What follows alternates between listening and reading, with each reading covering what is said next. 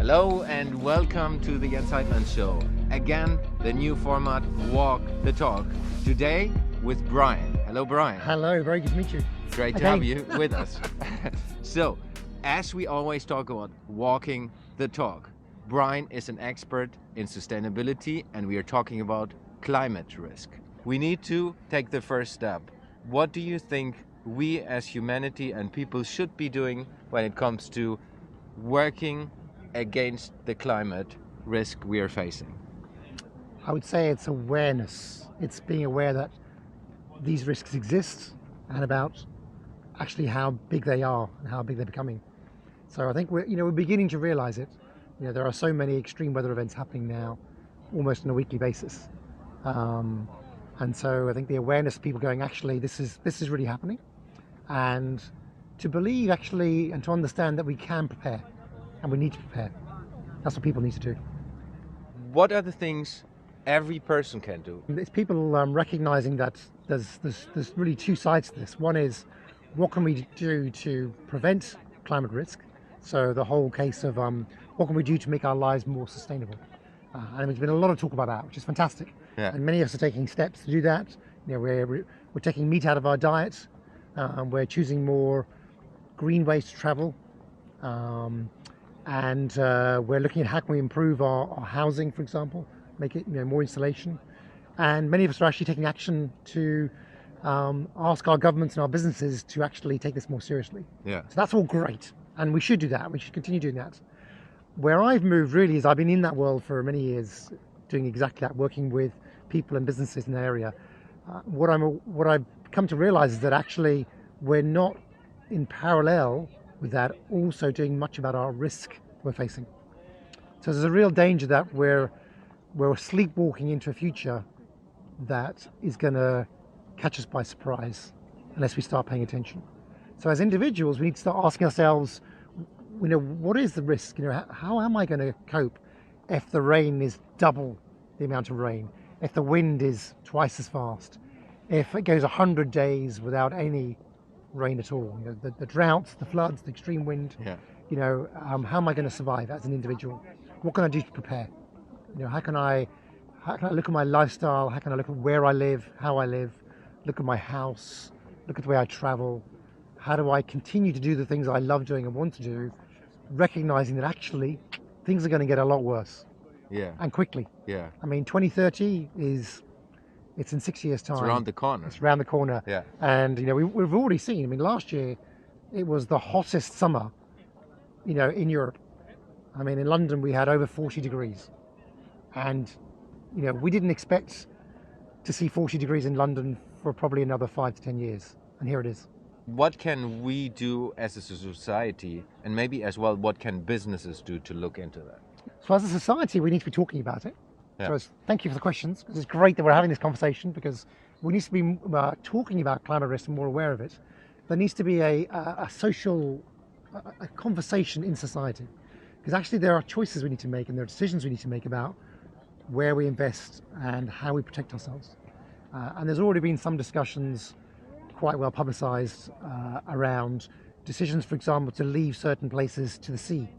So allow the sea to come in and overwhelm a village, because actually the cost of protecting that village is so many millions. Yeah.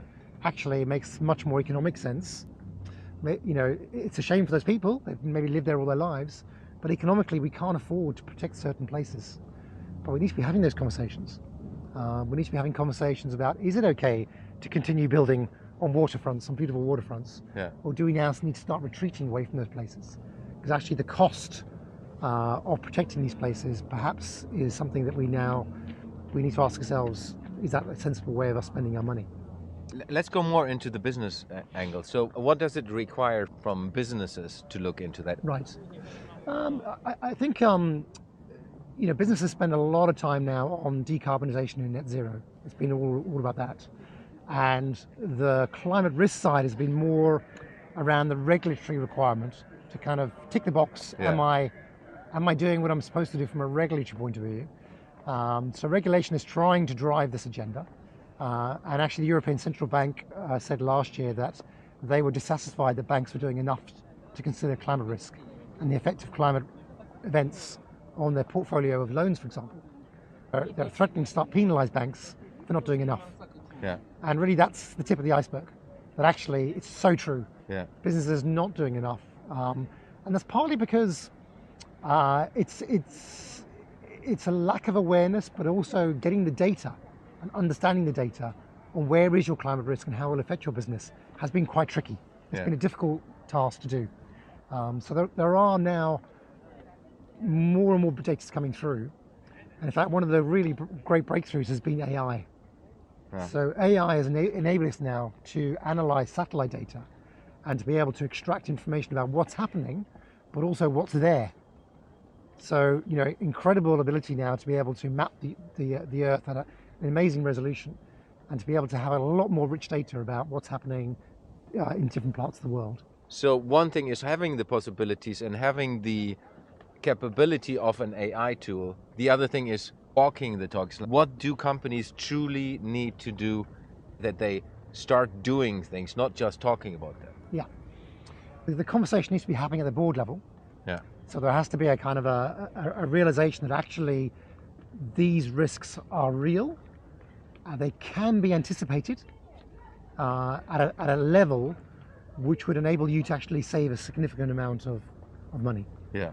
So it's kind of a financial conversation, really. It's like, actually now these risks are so material, they're so evident, that we really need to take climate risk and put it right up there as one of the top 3 risks of any company. In fact, last week there was a report by the World Economic Forum, and actually the top 2 risks that the World Economic Forum, a massive survey of thousands of executives, number 1 was the concern about misinformation. There's a real concern about that affecting business. Yeah. Number 2, extreme climate risk, weather, which is great. So that's wonderful that they're aware of it. What they're possibly not aware of is that there are some amazing tools out there that actually can help them understand where that risk is, what the probability of those risks are, and then help them to make decisions about how do they invest to mitigate that risk. Yeah. And you've got several choices. You can choose to close a factory, for example, and say, actually, the cost of protecting that factory or that facility is too high, we're going to relocate it. Yeah. Do that in an orderly fashion. You could choose to protect an asset. There's lots of different ways you can react to climate risk. And I think it's the confidence that actually now we have the data now. Yeah. We have the ability to do that and put it in their hands. So I'm quite excited now because I'm working for a company called Risk Thinking AI. And Risk Thinking AI has really taken a real breakthrough. And for 2 reasons. One of the challenges we have with climate risk is the way the climate models work is the climate science is based on different scenarios. So we're quite familiar with the kind of Paris agreements. So what happens if we keep temperature below 2 degrees? This is what the scenario is going to look like. And they spend 5 years crunching the numbers, the climate scientists, and they'll come out with data saying, in this location in the world, based on 2 degrees, this is how fast the wind will blow. Yeah. And then they take a 4-degree world, and do the same, and then a greater than 4-degree world. So most organizations will say, okay, we think it's going to be 2 degrees, so we're going to base our risk decisions on that. We'll have a look at the kind of 4-degree world just in case it gets that bad, and we'll look at that as well.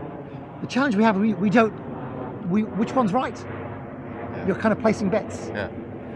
What we've done at Risk Thinking is we've said, let's take all of the climate scenarios and actually look at what is the kind of consensus scientific opinion on what's the most likely outcome in different parts of the world, and provide data on all of that. We call it a stochastic modeling. So it's kind of a mathematical term for looking at risk across its broader spectrum. One analogy we use is if you can imagine driving down a road and you've got a laser beam lighting up your way ahead. You've got a great line of sight for that band, but you're not going to see the deer jumping out in front of you and getting you. Yeah. So actually what you want is a wide headlight that illuminates the whole route forward, so you can see all the risks. Yeah. So that's one of the problems that we've solved. The second problem we have is climate change. It's a complex phenomenon. So you may suffer a major flooding event one year, but 6 months later you might have a drought. What's the effects of the flood and then immediately after a drought on your business? Yeah. So you need to be able to look at multiple climatic events and understand the risk of those cumulatively. we've created a patented process called a multi-spanning approach, which looks at how you look at multiple climate risks, the cumulative effect of those, and what the overall impact would be.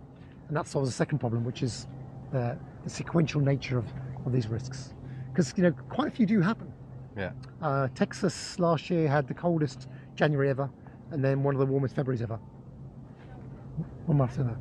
So you've got this kind of frost-thaw cycle going on. Getting the data then from you is analyzing the location data and understanding what the impact is? Oh, great question. Or what is it? Give us a little bit more depth on it. So it's true, there's two sides to it. One is you need to have the data on what's the climate doing at that location. Mm-hmm. So, we can tell you any longitude and latitude, any point in the world, we can tell you what the climate is. We can predict what the climate is going to be doing in 10, 20, 30, 40, 50 years' time. Yeah. The question then is, well, what's there? What kind of building is it? Yeah. Is it the Tower of London? Is it the Shard? And then how will that building be affected by this particular climate hazard? So you need both sets of data, and we have both sets of data. There's a third piece of data, which is what's the value of that building, what's going on inside that building, and how will activities be affected by this damage that's been caused. And that's data which comes from the company itself. One of the challenges a lot of companies face is that actually their risks are out there in their supply chain. And they may have data on their own assets, but actually then it gets quite, difficult to understand what's happening out there with your supply chain. Yeah. So again, using machine learning and AI and large language models, we've connected the dots between the businesses and their supply chain. So we can tell you, for example, how your supply chain will be affected by climate risk. That's fascinating, because if we talk about the Shard as an office building, or a building where people are sitting in, let's say if something happened with that compared to a factory, it's completely different ways of looking at it, analyzing the data and going into what does it mean to the supply chain. Yes. If you have an office building, it's different than to a factory, than to a retail store. Definitely. But all of them will be affected. They will. Sooner or later. Absolutely. And I think that's what is brilliant about that, because there are companies that are so big that have factories around the world. So it's not just one spot, one location where they look into these things. It's a lot of multiple locations where they need to get the data from, plus multiple scenarios, because one factory, if we take car manufacturing as an example, there's one piece that is manufactured in this country, in that location, another piece, and they go together into a third factory. That's right. And then need to be assembled or whatever. So you need to have multiple sets of scenarios, multiple suppliers and sub-suppliers as part of that model, I guess. You do. I mean, what we're talking here is about systemic risks. Yeah. And the founder of risk thinking, a gentleman called Dr. Ron Denver, he created a company called Algorithmics some 20 years ago, which took the banking community from looking at risks individually to looking at them systemically. And he sold his company to Fitch. And he's a world-renowned statistician. And when he approached the climate challenge, when he looked at the climate challenge, he recognized the same approach was needed. We needed an enterprise scale risk management approach. We need to be able to look at this problem systemically and feed that data into the enterprise risk management systems of the major organizations. Yeah. And that's essentially what we do. We provide the data in so that you can implement it with an enterprise level view. And what I'm excited about is partnering with, say, the City of London and other cities around the world to say, let's look at the risks facing your city. How can we have a dialogue, going back to our conversation about the community, how can we have a dialogue with the business community and the residents of this city about the climate risks so that collectively we can start to take action? Because sure, you might make the Shard really resilient, but if nobody can get to the Shard, it's not much good to you. Yeah. So we, the conversation needs to be beyond individual assets and buildings and supply chains. It needs to be about communities. So whole regions, whole nations need to be empowered by this data and this view on this is how the climate is going to behave. What are we going to do about it, folks? So there are different aspects of that. And if I understand you, one is really technical enablement and digital capabilities like AI, where we understand data and get the possibility to analyze it. Yes. And the other part is really looking into how do we connect to each other, how do we have a conversation around these topics, and truly start walking the talk, first talking and understanding it, and meeting each other like we do today here in beautiful London, and start walking towards a future where we can have a conversation around these topics. Yes. Brian, I would love to close with this because I think you have a beautiful mission in front of you, or we have as society, I think, and you are building capabilities that help all of us. So I would like to thank you for spending the time with us here in London and meeting us. Give me a hug. Thank you very much. I would love to walk towards that direction, so we talk and walk about the future and looking into climate risk. Thank you very much, Brian. Thank you, Jens.